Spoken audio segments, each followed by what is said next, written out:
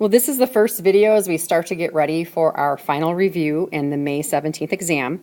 The review I have scheduled goes over 18 days, and I'm going to talk about just how day 1 and day 2 will work of those 18. Now you're going to want to click into the final exam 18-day test prep, and when you do, you're going to find this various information on there and also see it in the packet. As always, there's going to be a question board that you can use to post any questions, some general resources which will include this note packet that you're going to have and formula sheets and things of that nature.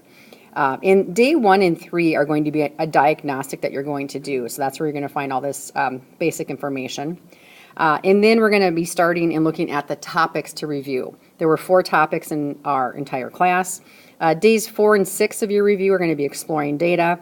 7 through 9, designing a study, which was just chapter 4.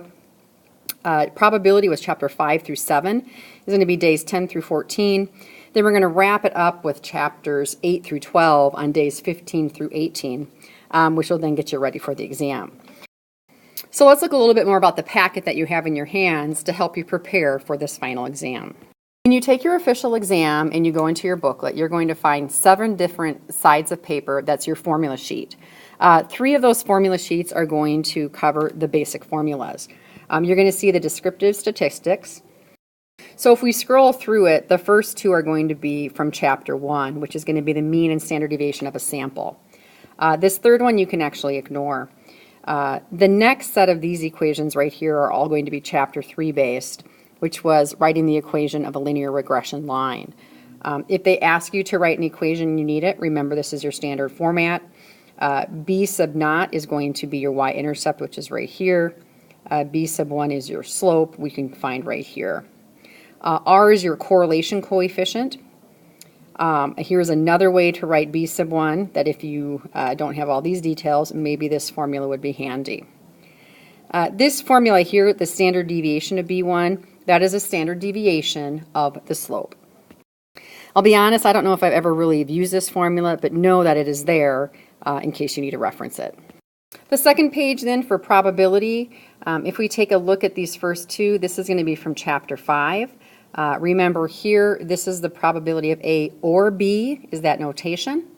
So this is our union symbol, and then this is our intersection, which means and.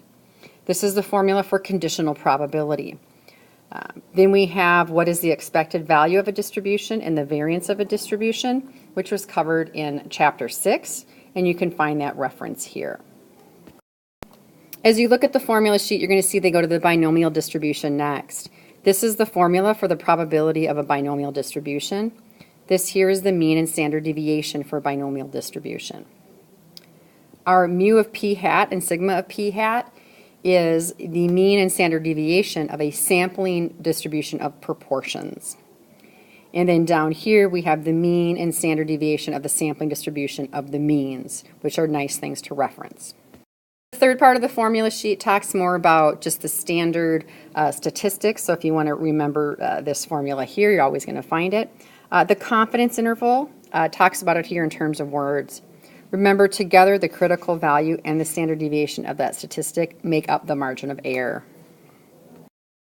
They're also going to list the sample mean and the sample proportion, showing you the standard deviation of that statistic.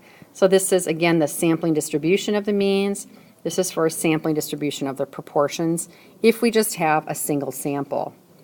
Now, if you have 2 samples, either the difference or the sum of 2 means or 2 variables, again, we have the standard deviation of the means of 2 variables, which could also look like this. Truly, you don't have to be worried about this particular formula as long as you know the first one up here. We then have the standard deviation of 2 samples when you put those together. Again, this special case listed here is not necessarily needed to know as long as you know the original formula we normally deal with. In the actual test packet, the last 4 sheets in your packet are going to be the probability tables. You may and you may not even reference them because we have all of our calculator keystrokes we can use. Here we do have table A, which is the normal CDF table basically. And this one is showing us with negative z-scores. Table A is then continued with the positive z-scores and the area or the probability under the curve.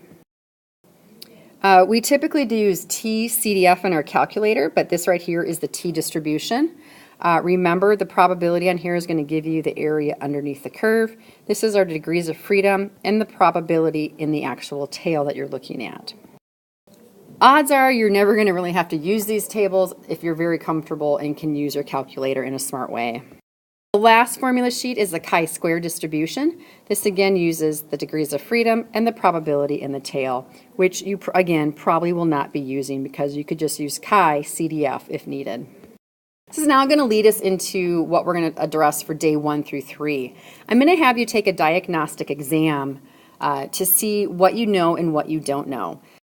So let's look at day 1. If you click into the diagnostic exam here, we can see the details of what is expected. The document you do see is a list of all of the learning objectives that we did in our book from chapters 1 through 12, and that already is in your packet, and we'll get to that in a little bit. So for day 1, what you're going to want to do is block off 90 minutes of uninterrupted time. You're going to sit down and do 40 multiple choice questions in those 90 minutes. This is going to simulate the real exam.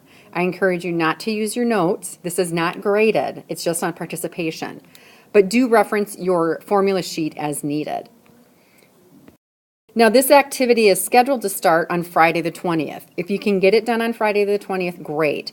If you think you're going to need for that uninterrupted time of 90 minutes the weekend, pick some time on Saturday or Sunday. So get this done by then. Then we come back to school on Monday the 23rd. On the 23rd, day 2, I want you to do the diagnostic free response questions. In your note packet in the diagnostic section, you're going to find 6 free response questions. Again, set aside 90 minutes of uninterrupted time. Get your formula sheet out and try these problems. Now the multiple choice question has the timer going in the corner and it's going to shut you down after 90 minutes. Clearly the free response is on your own time, but I'd encourage you to keep track of the time so you know what 90 minutes feels like for this. And that is going to be it for day 2. In our next video, we'll talk about how does day 3 work, where we actually go and analyze our results of this diagnostic multiple choice and free response test to see what we know and what we don't know. So good luck with your start on day 1 and 2. Good luck on the diagnostic exam. We'll see how you feel about the material.